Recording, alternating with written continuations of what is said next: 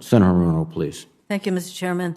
Admiral Grady, normally I start each nomination hearing with a series of questions related to a nominee's fitness for service.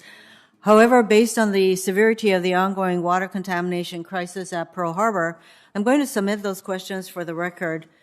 I'm not sure how familiar you or my colleagues are with the Red Hill Fuel Storage Facility, but it is a huge complex that I liken to the Hoover Dam.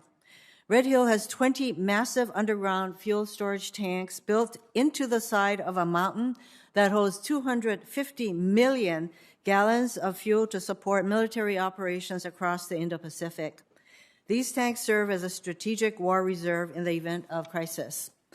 Red Hill sits 100 feet directly above Oahu's aquifer, which is the source of drinking water for all of Honolulu and the surrounding area, threatening the safety of our clean drinking water. While there have been ongoing issues with leaks at Red Hill since 2014, a series of recent preventable accidents have led to the contamination of the Navy's water system and put the community at risk. At this moment, around 100,000 military service members, their families, contractors, and other residents are impacted. Over 2,800 families have been displaced to temporary housing only weeks before the holidays, and thousands of others are being forced to use bottled water. This is not just a short-term matter to resolve the drinking water problem, which the Navy must do expeditiously, but also a long-term question about the department's plans for strategic fuel storage.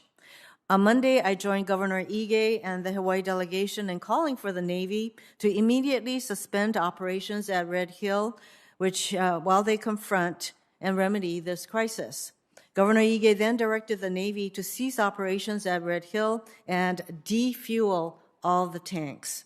The Department of Defense needs to provide answers to the citizens of Hawaii and the nation as a whole about how it can safely protect the aquifer while still storing the required fuel reserve for national security, even if that means ultimately moving the fuel elsewhere. In the past week, I have spoken with the Secretary of the Navy, the Chief of Naval Operations, and the Commander of Indo-PACOM multiple times about how to resolve this crisis. It is paramount that the Navy understands that Oahu needs safe drinking water. That is the top priority, and I will continue to work with the congressional delegation and the governor to do whatever is necessary to make that happen.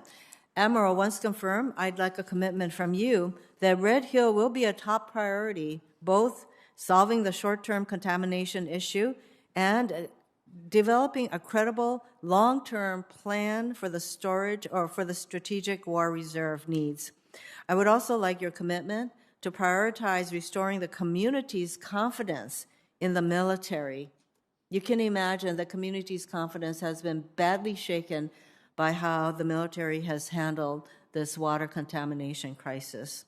Indo-PACOM is our country's priority theater, and DoD's budgeting and infrastructure decisions need to more strongly reflect that reality. Admiral, can I get your commitment that if confirmed that you will make Red Hill now and going forward a priority, a top priority? Yes, ma'am. The safety of our citizens, our Navy families, our military families is of the highest importance. And you have my commitment that if confirmed, I will work with my very close colleague, Chris Aquilino and Sam Paparo to ensure that we move forward appropriately, both first and primarily on the safety of our citizens, but then on the logistics implications going forward. Thank you very much. Thank you, Mr. Chairman. Thank you, Senator Hirono. Senator Sullivan, please. Thank you, Mr. Chairman. And Admiral, good to see you again. I appreciated our meeting, and I look forward to supporting your confirmation